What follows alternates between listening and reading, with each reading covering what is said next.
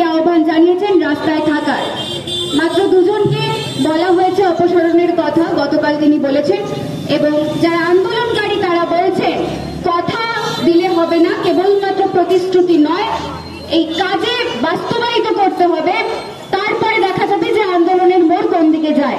আজ 17 তারিখ সুপ্রিম কোর্টের শুনানি রয়েছে, আমাদের সকলের দৃষ্টি থাকবে এদিকেও। সমস্ত দোষীদের আমরা শাস্তি চাই।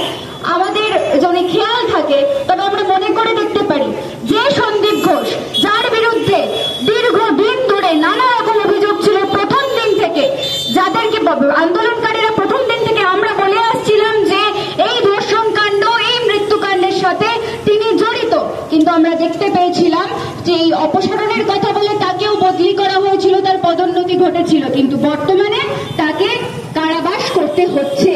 এবং যারা যারা দোষীরা রয়েছে সমস্ত দোষীদের স্থান হবে একমাত্র শ্রীঘরে। আমরা এটা এখান থেকে বলে দিতে পারি, গোটা রাজ্যের মানুষ তারা প্রতিজ্ঞা করেছে যতদিন না আমাদের দিদির বিচার হচ্ছে, যতদিন না পর্যন্ত তিলোত্তমার বিচার হচ্ছে, ততদিন পর্যন্ত গোটা রাজ্যের মানুষ দলমত নির্বিশেষে তারা রাস্তায় থাকবে এবং এই আন্দোলন জারি থাকবে। পুজো আসবে, পুজোর মতো হবে, কিন্তু আমাদের উৎসব হবে সমাজ শোধনের উৎসব এবং দিদির বিচার। এই দাবিতে আজকে আমাদের কর্মসূচি আমরা পালন করছি। প্রতিবাদী ঘুরিয়ে এবং বেলুন উড়িয়ে আমাদের এই প্রতিবাদ জারি থাকবে।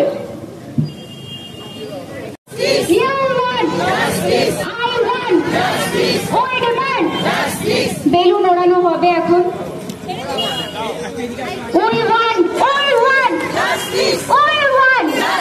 তিলোত্তমার ভয় নাই, তিলোত্তমার ভয় নাই, বিচার তুমি দেবে না, বিচার তুমি দেবে না। ওই ডিমান্ড, ইউ ডিমান্ড, ওই demand, you demand, you demand, ওই ডিমান্ড। বিচার বিচার বিচার চাই, বিচার বিচার বিচার চাই। আড়াইগাড়িদের ছাড় নাই, আড়াইগাড়িদের ছাড় নাই, তিলোত্তমার ভয় নাই। বেলুন উড়ে যাচ্ছে, উই ওয়ান্ট জাস্টিস। কালো বেলুন উঠছে, আকাশ দখল করেছি আমরা আজকে গোটা রাজ্য জুড়ে। এই কালো ঘুড়ি এবং কালো বেলুন উড়িয়ে আমাদের দিদির বিচার চাওয়া হচ্ছে।